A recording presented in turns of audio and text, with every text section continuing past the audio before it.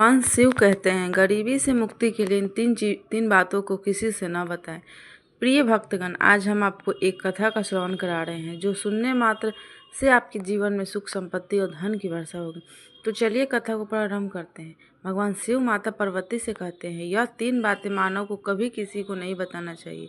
जो मानव यह तीन बातें नहीं बताते वह इंसान कभी भी गरीब नहीं रहेगा। फिर माता पार्वती कहती है, हे प्राणनाथ, वो कौन सी तीन बातें हैं जिसे हम जान लेने से इंसान को कभी भी दुखों का सामना नहीं करना पड़ेगा। फिर भगवान शिव कहते हैं, हे देवी, आज मैं पृथ्वी लोक पर एक सन्यासी का रूप धारण करके यह तीन बातें बताने जा रहा हूँ। कृपया आप इस कहानी को ध्यान से सुनें। अगर आप यह कहानी सुन रहे हैं तो पूरा सुनिए। इस कथा को आधा अधूरा छोड़कर जाने की गलती मत करिएगा, क्योंकि इस पवित्र कथा को पूरा सुनने में से मनचाहा फल की प्राप्ति होगी। इसलिए इस कथा को पूरा सुने। आप शिव भक्त हैं तो भोलेनाथ का अनादर ना करें। भगवान शिव पृथ्वी लोक पर एक सन्यासी के रूप में आते हैं। आज की इस प्यारी सी कहानी की शुरुआत करते हैं। प्राचीन समय की बात है। एक नगर में एक धनवान सेठ रहता था। उसके घर में किसी चीज़ की कोई कमी नहीं थी और उसका व्यापार बहुत अच्छा चल रहा था।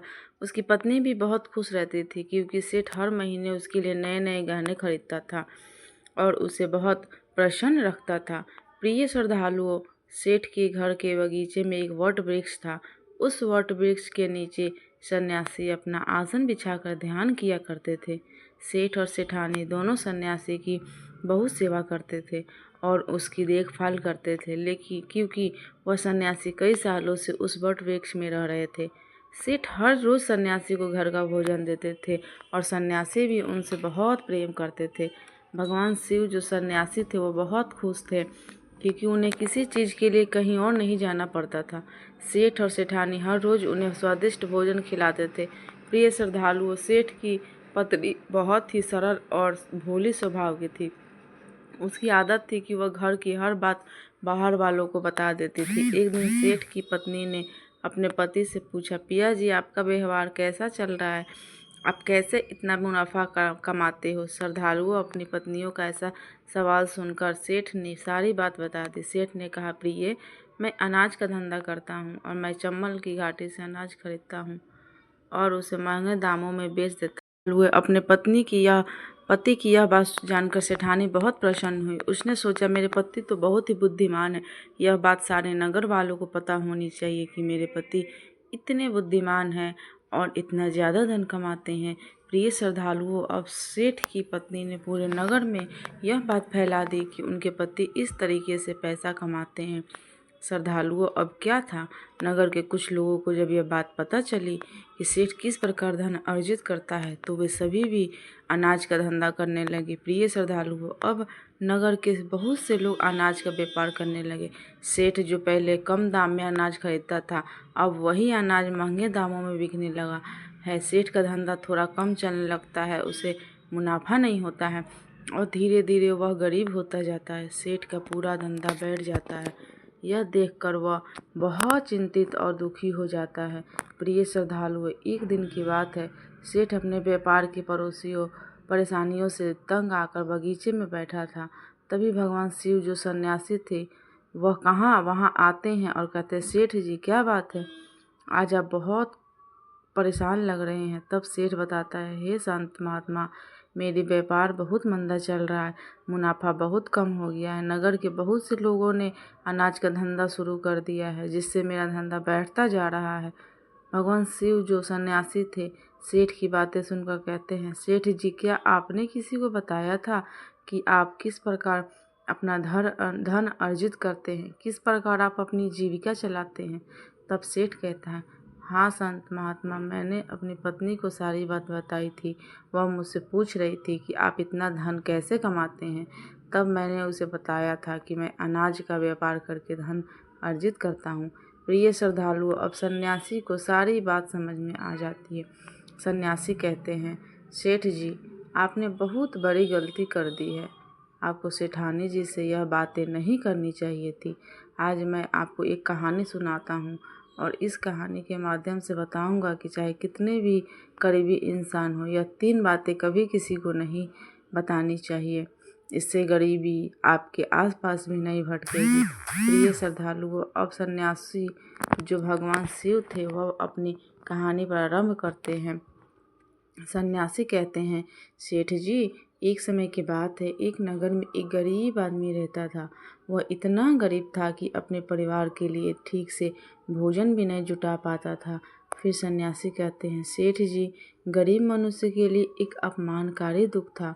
बिना धन के गृहस्थी घर चलाना बहुत मुश्किल था। फिर सन्यासी आगे कहते हैं, सेठ जी, वह गरीब आदमी जैसे तैसे अपने घर वालों का पेट पाल रहा था।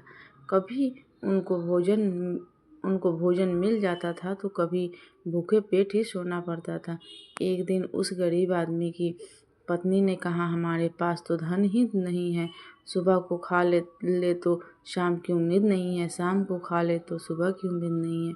आखिर ऐसे कब तक चलेगा?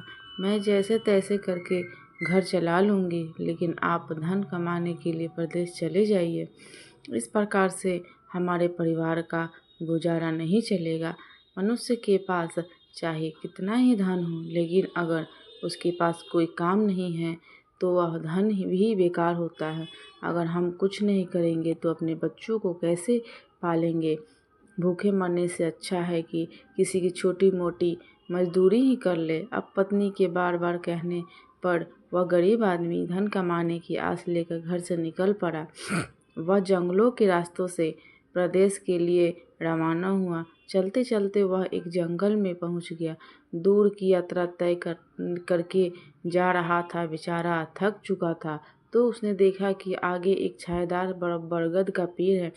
उस पेड़ की लंबी लंबी शाखाएं थी, उसकी जड़ें जमीन को छू रही थी। शीतल छाया देखकर वह बेचारा गरीब आदमी उस पेड़ के नीचे बैठकर आराम करने लगा। प्रिय श्रद्धालुओं, सन्यासी आगे कहते हैं, वह गरीब आदमी वह बरगद के नीचे आराम से लेटा हुआ था।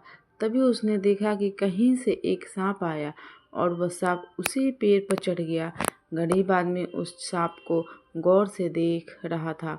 वह सोचने लगा कि यह सांप इस बरगद पर क्यों चढ़ रहा है और अब क्या करेगा। तभी उसने देखा कि उस पेड़ की डाल पर तोता और मैना का घोंसला था। घोंसले में तोता और मैना के बच्चे रखे हुए थे। सांप को देखकर तोता और मैना के बच्चे डर के मारे चिल्लाने लगे। वह गरीब आदमी देखते ही समझ गया कि यह दुष्ट सांप इन बच्चों को खाने आया है।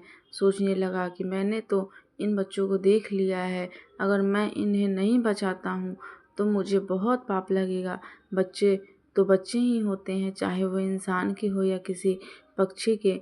बच्चों की हमेशा रक्षा करनी चाहिए। उधर एक सर्प उन बच्चों के पास पहुंच जाता है। तभी वह गरीब आदमी उठता है और फटाफट बरगद के पेड़ पे चढ़ जाता है। उसने उस सर्प को मार गिराया और नीचे फेंक दिया। फिर उसी बरगद के नीचे आकर लेट गया। तोता और मैना के बच्चे अपनी रक्षा करने वाले उस गरीब आदमी को मन ही मन बहुत दुआएं देने लगे। श्रद्धालुओं, उसी समय तोता और मैना अपने बच्चों के पास आते हैं।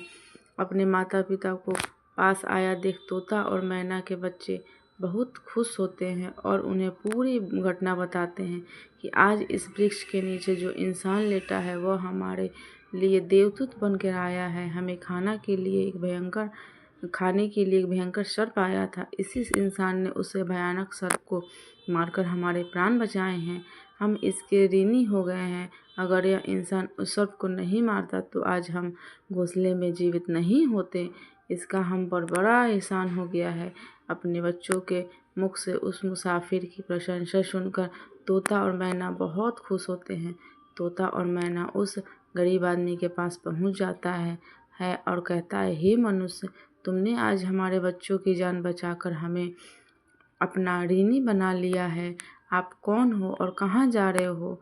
तोता और मैना के पूछने पर वह गरीब आदमी कहता है, हे पक्षियों, मैं एक गरीब आदमी हूँ और धन कमाने के लिए परदेश जा रहा हूँ। सफ़र का थका हारा था तो इस बरगद की छाया में बैठकर आराम करने लगा। तब मैंने देखा कि एक दुष्ट सर्प तुम्हारे बच्चों को खाने के लिए तुम्हारे घोंसले के पास जा रहा था। मैंने उसे मार डाला। फिर तोता और मैना बोले, भाई, तुमने हम पर बहुत बड़ा उपकार किया है। संसार में सबसे बड़ी खुशी बच्चों से होती है। बच्चों से अधिक प्रिय तो किसी को कोई नहीं होता। आप भी तो धन कमाने अपने बच्चों के लिए ही जा रहे हैं। अब आपने हमारे बच्चों की जान बचाई है तो हम आपके बच्चों की भूख मिटाना चाहते हैं। तब उन्होंने बताया, हम दोनों तोता और मैना नाम के पक्षी हैं। हम हमेशा कीमती मोती खाते हैं और हमने सुना है कि यह मोती मनुष्यों के लिए बहुत मूल्यवान होते हैं।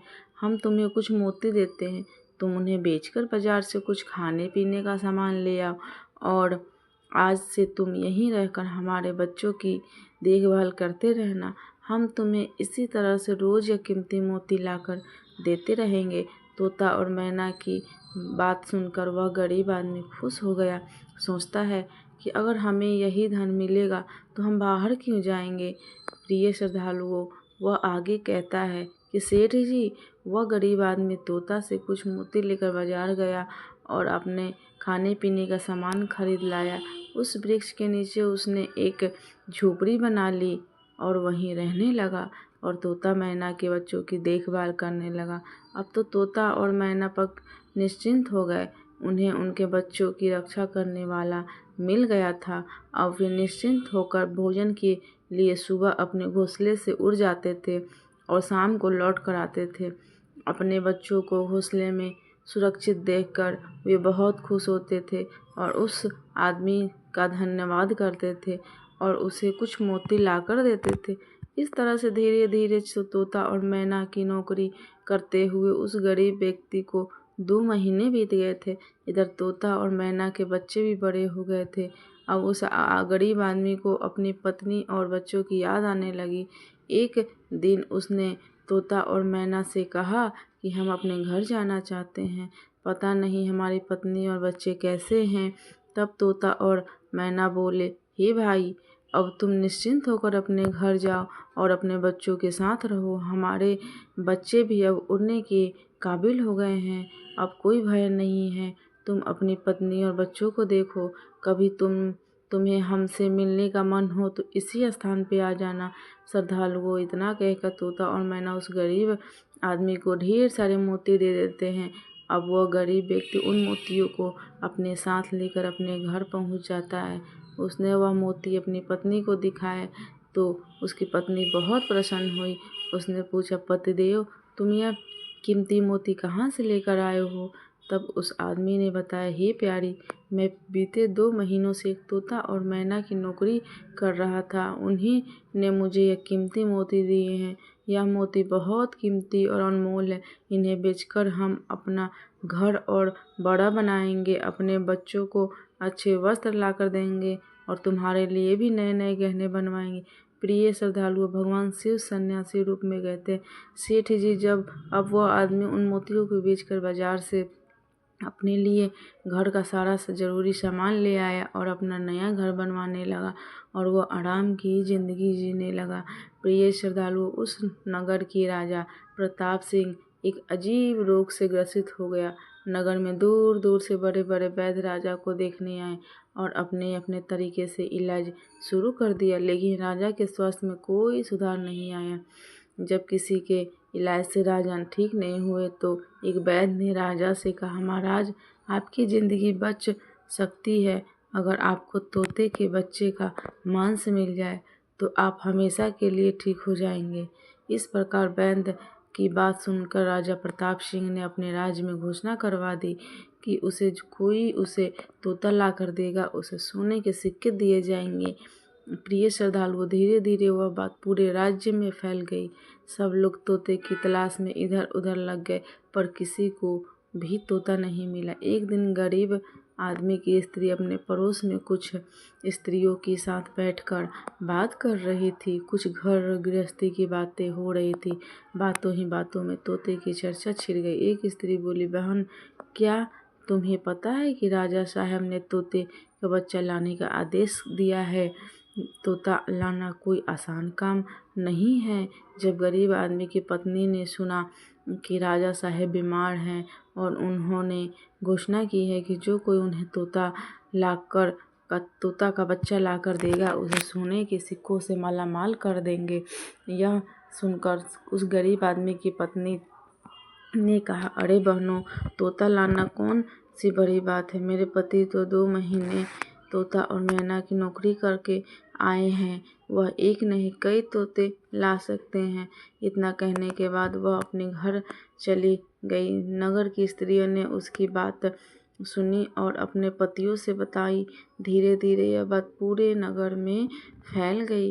राजा ने भी सुना कि उनके राज्य में एक व्यक्ति है जो तोता और मैना के पास नौकरी करके आया है। राजा ने अपने सैनिकों को आदेश दिया कि उस आदमी को पकड़ कर लाएं और उससे कहे कि वह तोता का बच्चा लाकर दे। राजा ने कहा, इसके बदले हम तुम्हें मुँह मांगा इनाम देंगे। यह सुनकर वह आदमी घबरा गया और बोला, महाराज, आप मेरे प्राण ले लो, पर मैं आपको तोता का बच्चा लाकर नहीं दे सकता। मैंने तो उनकी जान बचाई थी। एक रक्षक भक्षक कैसे बन सकता है। उसके इनकार करने पर राजा प्रताप सिंह बहुत नाराज हुए और बोले, अगर तुमने हमारी बात नहीं मानी और तोता का बच्चा लाकर नहीं दिया तो हम तुम्हारी पत्नी और बच्चों को मरवा देंगे। प्रिय श्रद्धालुओं, फिर भगवान शिव रूपी सन्यासी कहते हैं कि मनुष्य सबसे ज़्यादा कमज़ोर तब पड़ता है जब उसके बच्चों की सुरक्षा की बात आती है। ऐसे में वह कुछ भी करने को मजबूर हो जाता है। राजा की बात सुनकर वह गरीब आदमी बहुत घबरा गया। उसने सोचा कि अब मुझे किसी तरह तोते का बच्चा लाकर राजा को देना ही होगा। वह घर आया और पत्नी को डांटने लगा। तुमने यह क्या कर दिया? तुम्हें बिल्कुल भी समझ नहीं है हम क्या करते हैं और कहाँ जाते हैं। तुमने यह बातें नगर की स्त्रियों को क्यों कही? धीरे धीरे यह बात राजा प्रताप सिंह तक फैल गई। अब बताओ मैं क्या करूं? जिन तोता और मैना ने हमें खाने को, भोजन, रहने को नया घर और पहनने को अच्छे वस्त्र दिए, मैं उनके साथ गद्दारी कैसे कर सकता हूँ? तुमने यह बात उन महिलाओं को बताकर बहुत बड़ी भूल की है। वह व्यक्ति कहता है कि प्रिय, अपने घर की कुछ बातें दूसरों से कभी नहीं कहनी चाहिए। पहली बातें, आपके घर में कितना धन है और आपकी कमाई का स्रोत क्या है, यह बातें दूसरों से कभी नहीं बतानी चाहिए। दूसरी बातें, घर में आपसी प्रेम की बातें, पति पत्नी के प्रेम की बातें बाहर वालों के सामने नहीं करनी चाहिए। तीसरी बातें, आपसी लड़ाई झगड़े, मतभेद, मान सम्मान की बातें कभी दूसरों के सामने नहीं करनी चाहिए, वरना हमारी गुप्त बातें जानकर हमारी कमजोरी को समझकर हमारा फ़ायदा उठाते हैं। चौथी बातें, अपनी कमजोरी दूसरों के सामने न बताएं और अपनी उन्नति का राज किसी को न बताएं। जिन बातों को कहने से आपके परिवार पर दुख आ सकता है, वे बातें कभी बाहर नहीं करनी चाहिए। खासकर उन बातों को अपनी स्त्री से ना कहें जिन बातों से घर की मान प्रतिष्ठा नष्ट होती है, परिवार पर संकट आता है, किसी की जान जाती हो, परिवार में फूट पड़ती हो या आपके रिश्ते खराब होते हो। क्योंकि कहते हैं कि स्त्रियों के पेट में इस तरह की बातें पचती नहीं हैं। अब वह गरीब आदमी बोला, प्रिय, तुम्हारी यह गलती आज हमारे परिवार को मौत के मुंह में डाल रही है। यदि तुमने इस बात को छुपा लिया होता तो आज हम निर्भय होकर अपने घर में आनंद की जिंदगी जी रहे होते। अब राजा की आज्ञा है तो तोता का बच्चा लाकर राजा को देना ही पड़ेगा, लेकिन ऐसा करने से मैं पापी कहलाऊंगा। जिन बच्चों को मैंने इतने दिन देखभाल करी, जिन्हें मैंने मरने से बचाया, अब मैं उन्हें किस प्रकार मौत के मुंह में डाल सकता हूँ? पत्नी कहने लगी, पतिदेव, अब जो भी हो, लेकिन हमें अपनी और बच्चों की ज़िंदगी बचानी है तो आपको यह पाप करना ही पड़ेगा। प्रिय श्रद्धालुओं, अब तो बड़ा लाचार होता हुआ वह गरीब आदमी जंगल की ओर चल पड़ा, जहाँ वह तोता के बच्चों की देखभाल करता था। उधर जब तोता और मैना उनके बच्चों ने उस गरीब आदमी को अपने पास आता हुआ देखा तो वे बड़े खुश होने लगे। अपने बच्चों को अत्यंत खुश देखकर तोता और मैना कहने लगे, अरे बच्चों, तुम इतने खुश क्यों हो रहे हो? वह तो तुम में से किसी एक को लेने आ रहा है। तुम में से कौन है जो आज उसके साथ जाकर उसकी और उसके बच्चे की जान बचाएगा? फिर तोता कहता है कि बच्चों, लेकिन एक बात याद रखना, तुम में से जो भी उसके साथ जाएगा वह कभी लौट कर नहीं आएगा, वह नगर के राजा का भोजन बन जाएगा। प्रिय श्रद्धालुओं, अब तोता के बच्चों ने पूछा कि आप ऐसा क्यों कह रहे हैं। तोता बताता है कि बच्चों, यहाँ का राजा बीमार पड़ गया है और वैद्य ने उन्हें तोता के बच्चे का मांस खाने को कहा है, इसलिए तुम में से किसी एक को वह लेने के लिए आया है। यदि तुम में से कोई उसके साथ जाने को तैयार हो तो वह जा सकता है। तभी उनमें से एक बच्चा कहने लगा, माता पिता, उस आदमी ने ही हम सबकी ज़िंदगी बचाई है और आज वो आदमी बहुत बड़ी मुसीबत में है।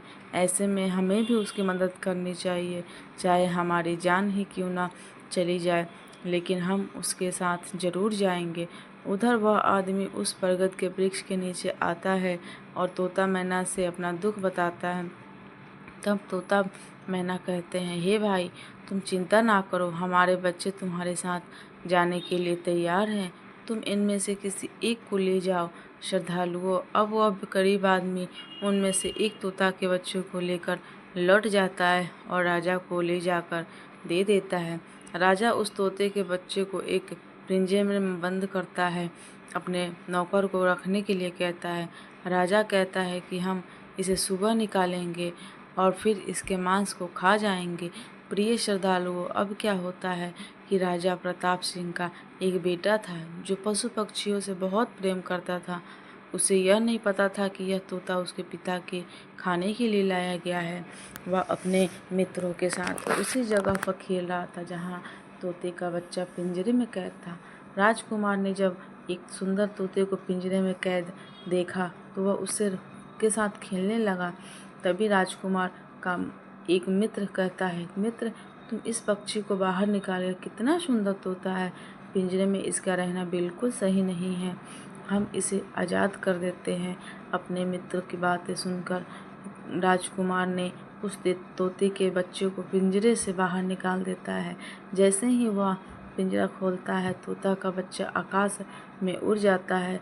धीरे धीरे यह बात राजा तक पहुंची कि आपके राजकुमार ने उस तोते को छोड़ दिया। अब आपके पास बचाना बड़ा मुश्किल हो गया है। यह सुनकर राजा को बहुत गुस्सा आया और उन्होंने तुरंत राजकुमार को बुलाया और गुस्से में कहा, अरे नादान पुत्र, तूने उस तोते के बच्चे को क्यों छोड़ दिया। राजकुमार बहुत घबरा गया और बोला, पिताजी, मुझे क्या पता था कि वह उड़ जाएगा, मैं तो उसके साथ खेलना चाहता था। अपने पुत्र की बात सुनकर राजा को और भी गुस्सा आया। उन्होंने उसे नगर से निकालने का आदेश दे दिया। प्रिय श्रद्धालुओं, अब राजा के सैनिक राजकुमार को नगर की सीमा से बाहर छोड़ देते हैं। उधर वह तोते का बच्चा उड़कर अपने माता पिता के पास पहुंचता है और उन्हें सारी बात बताता है। राजा के बेटे ने उसे आज़ाद कर दिया। तोता और मैना ने जब अपने बच्चों को देखा तो कहा, पुत्र, राजा के बेटे ने तुम्हें तो आज़ाद कर दिया, लेकिन वह खुद संकट में फंस गया है। उसके दुष्ट पिता ने उसे नगर से बाहर निकाल दिया है। अब उसकी ज़िंदगी की जिम्मेदारी तुम्हारे ऊपर है। तुम जाओ और उसकी मदद करो।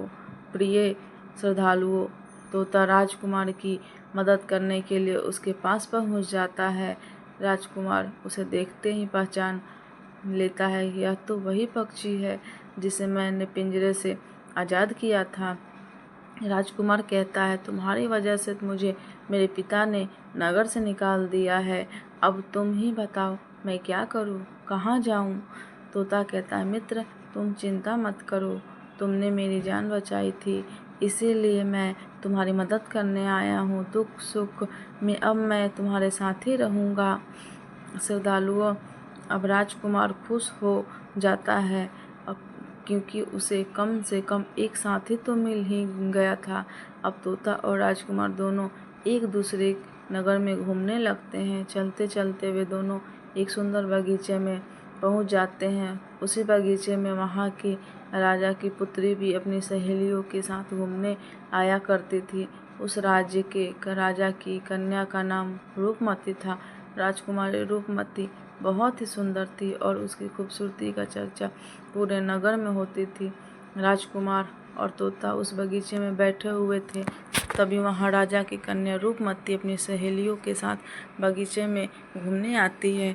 राजकुमारी को देखकर राजकुमार वृक्ष के पीछे छुप जाता है और तोता राजकुमारी के सामने पहुंच जाता है। राजकुमारी उस तोता को देखकर मोहित हो जाती है।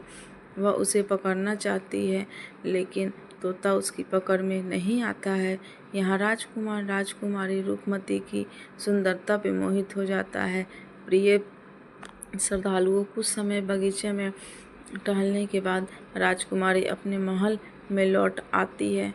राजकुमार पूरी तरह से राजकुमारी पर मोहित हो गया है था। अब तो उसे एक पल भी अच्छा नहीं लग रहा था। तब तोता ने कहा, मित्र, तुम चिंता मत करो, तुम जिसे चाहने लगे हो मैं उसे तुम्हें मिलवा दूंगा। राजकुमार बोला, मित्र, तुम मुझे किसी भी तरह उस राजकुमारी से मिला दो, मैं उसके बिना अब रह नहीं पाऊंगा।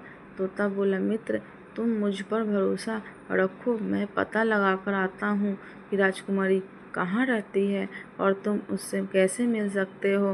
प्रिय श्रद्धालु, अब तोता राजकुमारी रूपमती के पास जाता है। राजकुमारी के महल में चारों तरफ सैनिक तैनात थे, लेकिन तोता उड़ता हुआ ऊपर से जाता है और जाकर राजकुमारी के कक्ष के बाहर बैठ जाता है।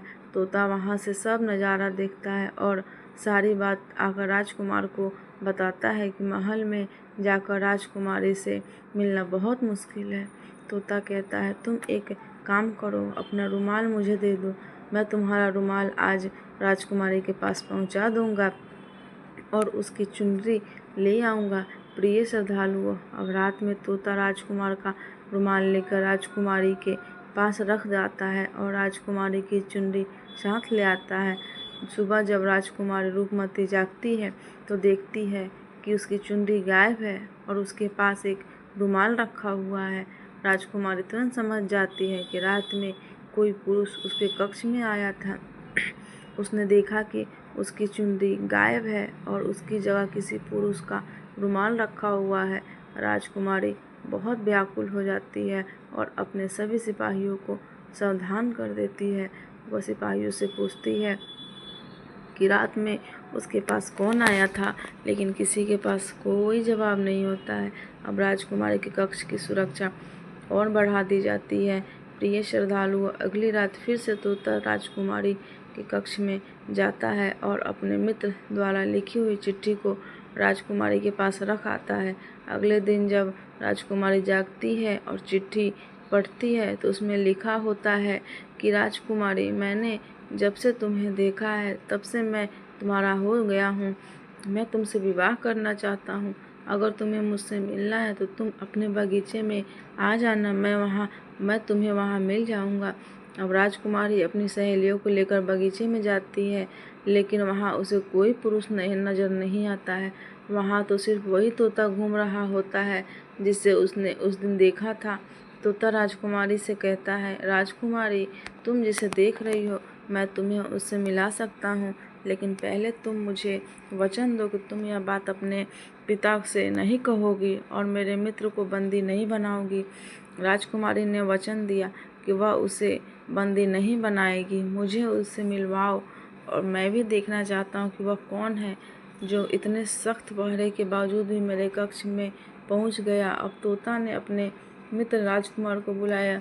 श्रद्धालुओं, राजकुमार भी देखने में बहुत सुंदर था। उसकी सूरत देखकर राजकुमारी भी उस पर मोहित हो गई। तब राजकुमार आता है और राजकुमारी के पास बैठकर बड़े ध्यान से उसके चेहरे निहारने लगता है। राजकुमारी पूछा, तुम कौन हो और इतने कड़े पहरे के बाद भी तुम मेरे कक्ष तक कैसे पहुंच गए? राजकुमार बोला, प्रिय, जब दिल में प्रेम होता है तो कोई भी कार्य असंभव नहीं होता है। जब से मैंने तुम्हें देखा है तब से मैं तुम्हें प्रेम करने लगा हूँ और विवाह करने की इच्छा रखता हूँ। श्रद्धालुओं, जब राजकुमारी ने पूछा कि तुम कौन हो और कहाँ से आए हो, तब राजकुमार ने अपनी पूरी कहानी उसे सुनाई। राजकुमार की कहानी सुनने के बाद राजकुमारी के मन में उसके लिए सहानुभूति हो गई। अब तो रोजाना राजकुमारी रूपमती उस राजकुमार से मिलने उस बगीचे में आया करती थी। एक दिन राजकुमारी ने कहा, राजकुमार, मेरे पिता तुम्हारे साथ मेरा विवाह कभी नहीं करेंगे, इसलिए मैं तुम्हारे साथ भाग चलती हूँ और कहीं दूसरी जगह चलकर हम अपना विवाह कर लेंगे और आनंद पूर्वक रहेंगे। प्रिय श्रद्धालुओं, अब वही होता है। राजकुमारी उस राजकुमार के साथ घोड़े पर सवार होकर भाग जाती है और काफ़ी दूर जाने के बाद वे एक झोपड़ी बनाते हैं और विवाह करके दोनों साथ रहने लगते हैं। दोनों को रहते रहते बहुत समय बीत जाता है और वह तोता भी उन्हीं के साथ रहता है। प्रिय श्रद्धालुओं, भगवान शिव सन्यासी रूप में कहते हैं कि सेठ जी, उस राजकुमार की झोपड़ी में किसी तरह से आग लग जाती है और उसी आग को बुझाने के चक्कर में उस तोते का एक पंख जल जाता है। तब तोता ने कहा, देखो मित्र, अब आप अपने घर चले जाइए। अब आपके पिता का गुस्सा भी शांत हो गया होगा। अब आपके पिता आपसे कुछ नहीं कहेंगे। जब वह आपको अपनी बहू के साथ देखेंगे तो वह आपको माफ़ कर देंगे। मेरा तो एक पंख जल गया है, मैं अब उड़ नहीं सकता हूँ, इसलिए मैं कुछ दिन तक यहीं रहकर अपने पंख होने का इंतज़ार करता हूँ। जब मेरा पंख दोबारा उग आएगा तो मैं आपसे मिलने के लिए ज़रूर आऊँगा। प्रिय श्रद्धालुओं, इस प्रकार से वह दोनों राजकुमार और राजकुमारी अपनी पत्नी अपने नगर के लिए चल देते हैं। चलते चलते रास्ते में एक नदी पड़ती है। उस नदी पर एक नाव चलाता था। राजकुमार अपनी पत्नी को लेकर नाव में बैठ जाता है। जैसे ही नाव नदी के बीच में पहुंचती है तो राजकुमार देखता है कि एक चूहा बार बार नाव पर चढ़कर आता है, लेकिन वह नाविक उसे हटाकर नदी में गिरा देता है। कई बार उस चूहे को नाविक ने हटा देता है। तब राजकुमार कहने लगा, अरे यह बेचारा इस प्रकार से तो जल में डूबकर मर जाएगा। यह अपने प्राण की रक्षा करने के लिए इस नाव पर चढ़ रहा है, इसे चढ़ जाने दो। जब राजकुमार ने नाविक से कहा कि आप इस चूहे को चढ़ जाने दे, तो राजकुमार के कहने पर उस नाविक ने उस चूहे को अपनी नाव पर चढ़ जाने दिया। जैसे ही चूहा नाव के अंदर गया, वह अंदर जाकर छुप गया। थोड़ी देर बाद उन्होंने देखा कि नाव के अंदर धीरे धीरे पानी आने लगा। प्रिय श्रद्धालुओं, उसी चूहे ने नाव को काटकर उसमें छेद कर दिया था, जिससे नाव में पानी भरने लगा। जब नाव में पानी बढ़ने लगा तो नाव पानी में डूबने लगी। धीरे धीरे जब नाव पूरी तरह डूब गई तो उसी समय राजकुमारी और राजकुमार पानी में बहने लगे। पानी के बहाव से राजकुमार बहुत दूर पहुंच गया और राजकुमारी रूपमती भी उसी पानी में बहती हुई राजा के बगीचे में जा पहुंची। बगीचे में रहने वाला माली जब राजकुमारी को बेहोश अवस्था में नदी के किनारे पड़ा देखता है तो राजा को यह खबर देता है कि राजा जब सुंदर लड़की को देखता है तो वह उस पर मोहित हो जाता है और सुंदर राजकुमारी को देख उसे अपने महल में ले जाता है और राजा वैद्य से उसका इलाज करवाता है। श्रद्धालुओं, कुछ दिन बीतने के बाद जब राजकुमारी ठीक हो जाती है तो एक दिन वह देखती है कि राजा उसके करीब खड़ा है। राजा ने पहले ही राजकुमारी रूपमती के चेहरे को निहार रखा था। अब वह राजकुमारी से विवाह करना चाहता था। राजा कहने लगा, हे राजकुमारी, तुम्हारा भी इस दुनिया में कोई नहीं। अब तुम हमारी पत्नी बन जाओ, तुम हमारी रानी बन जाओ और हमारे महलों में बड़े आराम से के साथ रहो। प्रिय श्रद्धालुओं, राजकुमारी रूपमती बहुत ही बुद्धिमान थी। उसने अपने मन में विचार किया कि यदि वह इस समय राजा को विवाह करने से मना करती है तो राजा उसके साथ जबरदस्ती करेगा। इसलिए उसने राजा को कुछ दिनों के लिए समय मांग लिया। रूपमती बोली, राजा साहब, थोड़े दिन ठहर जाओ, उसके बाद मैं तुमसे विवाह कर लूँगी। अब राजकुमारी उसी राजा के महल में रहने लगी और गरीब असहाय लोगों को भोजन करवाने लगी। श्रद्धालुओं, उधर अब क्या होता है, उसका जो पति था राजकुमार, जो पानी में बह गया था, वह बेचारा मुसीबत में मारा हुआ इधर उधर घूमता रहा। उसी जगह पे भोजन की तलाश में पहुंच जाता है जहां राजकुमारी गरीबों को भोजन कराती थी। वही राजकुमार भी पहुंच गया। राजकुमारी ने उसे देखते ही पहचान लिया और उसकी आंखों में आंसू आ गए। राजकुमारी ने राजकुमार को एकांत में बुलाया और सारी बात बताई। उसने कहा, हे स्वामी, आप यहाँ आराम से रहिए, और इसी राजा की नौकरी कीजिए। जब हमें मौका मिलेगा तब हम यहाँ से भाग चलेंगे। श्रद्धालुओं राजकुमार उसकी बात से सहमत हो गया और राजा का नौकर बनकर महल में रहने लगा। वह राजकुमारी रूपमती की सहायता करने लगा और गरीबों को भोजन परोसने लगा। लेकिन राजा को यह नहीं पता था कि राजकुमार उसका पति है। राजा तो उसे अपना नौकर समझता था। प्रिय श्रद्धालुओं, इस प्रकार राजकुमारी रूपमती राजकुमार के साथ पक्षियों को दाना चुगाती थी। एक दिन वही तोता राजकुमारी के यहाँ दाना चुगने आया। अब उसके नए पंख निकल आए थे। जब उसने दाना चुगने आया तो राजकुमार और राजकुमारी को पहचान लिया। राजकुमारी रूपमती ने तोता को देखा तो उसकी आंखों में आंसू झलक आए। उन्होंने तोता को पूरी कहानी सुनाई कि वे इस प्रकार से यहाँ फंस चुके हैं और राजा को भी नहीं पता कि वे पति पत्नी हैं। तब तोता कहने लगा, हे राजकुमार, आप चिंता मत करो। आज रात राजा के सभी सैनिक सो जाएंगे, तब हम तुम्हें यहाँ से निकालकर तुम्हारे पिता के घर पहुँचा देंगे। प्रिय श्रद्धालुओं, वही हुआ जो होना था। जब रात होती है तो राजा के सभी सिपाही गहरी नींद में सो जाते हैं। जब सभी सैनिक सो रहे होते हैं तो उसी समय राजकुमारी और राजकुमार महल से निकल पड़े। रात के अंधेरे में वे राजकुमार अपने पिता प्रताप सिंह के राज्य में पहुंच गया। राजकुमार अपनी पत्नी को साथ लेकर अपने पिता के पास पहुंचा। उन्हें देखकर राजकुमार का पिता बहुत प्रसन्न हुआ।